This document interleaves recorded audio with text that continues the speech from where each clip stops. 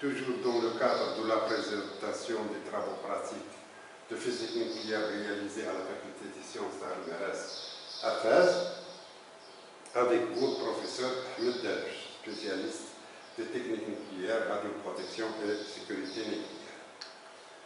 nucléaire.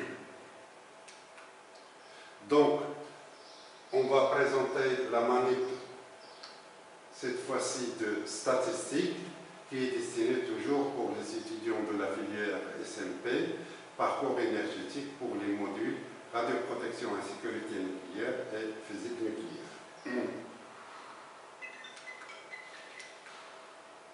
Donc, dans cette manip, les étudiants vont se familiariser avec les normes de radioprotection et de sécurité nucléaire, bien sûr savoir comment manipuler des sources radioactives,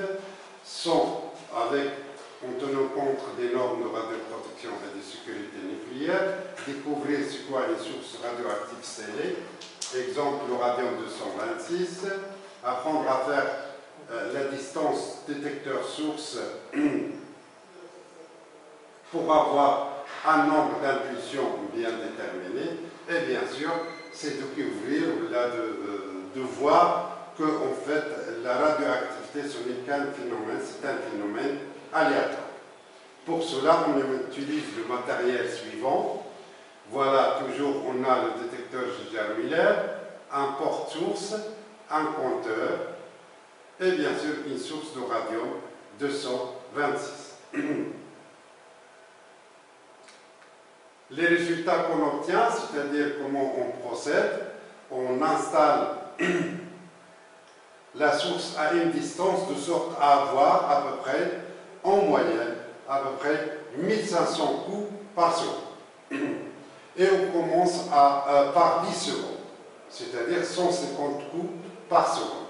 Et on commence à faire des mesures pendant 10 secondes. Cette fois-ci-là, différemment à la manip de l'activation, on arrête le comptage pendant 10 secondes et on prend la valeur. Et ceci, ici, les valeurs qu'on trouve. Donc, normalement, les gens s'attendaient, ou là, on s'attendait au début qu'on va avoir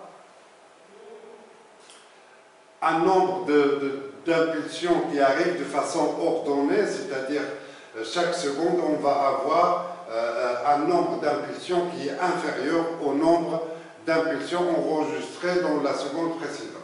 Or, en réalité, c'est pas ça. Surtout lorsqu'on a un élément radioactif d'une période qui est très très longue, comme le radium-226 de 1600 ans. Et le temps de la manip qui ne peut pas durer 30 ou 45 minutes, on considère qu'en fait la source, l'activité de la source est constante. Et pourtant, comme vous pouvez le voir ici, par exemple, la première des secondes, on a 1538, la deuxième seconde, on enregistre une autre valeur, 1515, et après 1531, et ainsi de suite. Jusqu'à on fait soit 100 mesures ou 150 mesures.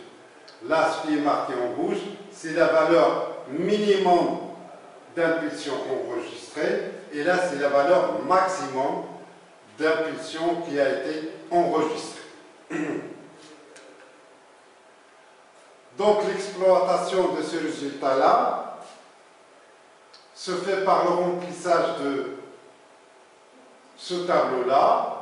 La première chose à faire, c'est un exemple différent d'autres valeurs qui ne sont pas ceux que nous avons présentés dans le diapo précédent. Donc pour cela, il faut diviser le nombre d'impulsions que nous avons obtenues en groupe, à peu près on peut avoir entre 10 jusqu'à 20 groupes. Voilà, ici nous avons 1, 2, 3, 4, 5, 6, 7, 8, 9, 10, 11. Et dans chaque groupe, il faut avoir à peu près entre 5 jusqu'à 13, 14 éléments. Comme ici, on a 6 éléments. Et ici, nous avons 12 éléments. Ici, nous avons 11 et ainsi de suite. Donc là, le numéro 2, ça veut dire qu'en fait, le 1508 est sorti 2 fois. Et si nous avons 3, ça veut dire le 1481 est sorti 3 fois. C'est pour cela, lorsqu'on fait le comptage de chiffres qui ont sorti dans ce groupe-là, qui va de 1480 à 1490, on trouve ici 1. Là, c'est en fait 2, puisque le 1482 est sorti 2 fois. Ici, c'est 3, on ajoute 3, donc, parce que le 1481 est sorti 3 fois, donc 1 et 2, ça fait 3, et 3, ça fait 6, 7, 8, 9, 10. Là, on a 10 éléments. Maintenant, et par la suite, il faut présenter les résultats sous forme de, ici vous avez les différents groupes.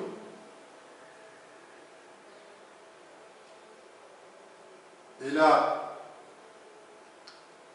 la hauteur, c'est la valeur moyenne qu'on obtient ici dans ce tableau. C'est demandé dans ce tableau ici de calculer la moyenne pour chaque groupe.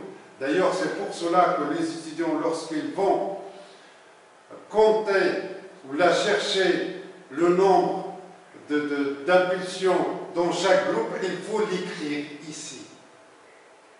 Parce que par la suite, on aura, pour faire la moyenne dans ce groupe-là, il faut se rappeler ou avoir sur le brouillon tous les nombres qui se trouvent qu'on va faire la somme, parce que nous avons ici NI, c'est-à-dire la moyenne de ce groupe-là, c'est la somme des NJ, c'est-à-dire ces éléments-là, sur bien sûr NI qui est 6, et ainsi de suite. Donc il faut bien démarquer tous ces éléments-là. Et il ne faut pas oublier ici, lorsque vous allez faire la somme pour faire la moyenne, que celui-là, il faut le multiplier par 2, celui-là, le multiplier par 3. Donc, et par suite, on présente le résultat. Et là, on voit qu'en fait, ça se présente sous forme d'une distribution. Et bien sûr, on essaie de vérifier la conformité de notre expérience avec les distributions mathématiques existantes. Toujours dans le cadre de la présentation, comment on dépouille ou là, comment on fait notre rapport pour les TP, pour les travaux pratiques de physique nucléaire. Cette fois-ci, là, je vais vous présenter comment on exploite les résultats obtenus, là, comment on répond aux questions dans le polycope concernant la manipulation des statistiques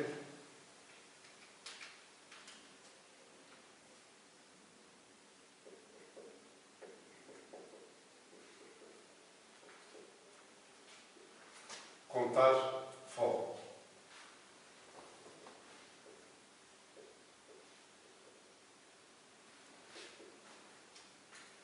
Donc nous avons fait à peu près 150 mesures pendant 10 secondes chacune, à une distance, en mettant le détecteur, en essayant de choisir une distance, de sorte à avoir à peu près de l'ordre de 1500 coups, ou la 1500 impulsions par 10 secondes, c'est-à-dire 150 impulsions par seconde. Alors, je vous ai dit qu'il faut partager les valeurs que nous avons trouvées entre 10 à 20 groupes, afin d'avoir et de n'avoir dans chaque groupe à peu près entre 5 et 12 valeurs.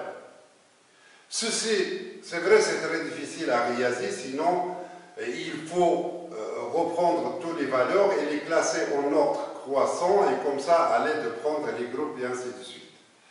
Alors le plus simple, là, ce que je vous propose de faire, c'est que de chercher la valeur que vous avez obtenue minimale et la valeur maximum. Des valeurs qui ont été enregistrées par le compteur. Moi, ce que je vous dis, je vais essayer de partager, c'est comme si j'ai un segment, et toutes les valeurs sont qui ont sorti ou là qui ont été enregistrés dans le compteur se trouvent ici. Moi, je vais dire, c'est comme si j'ai une distance, je vais la découper en petits segments, en des petits segments équidistants, c'est-à-dire comme ça.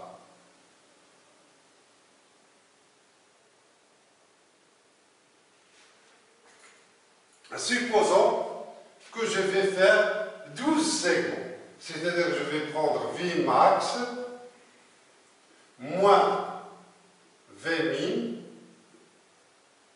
la valeur que j'ai trouvée maximum, moins la valeur que j'ai trouvée minimum, et je divise par 12.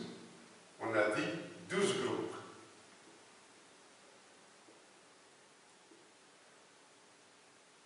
Ça va me donner X. Donc, lorsque je reviens à mon tableau, je dois en fait le partager par 12 colonnes.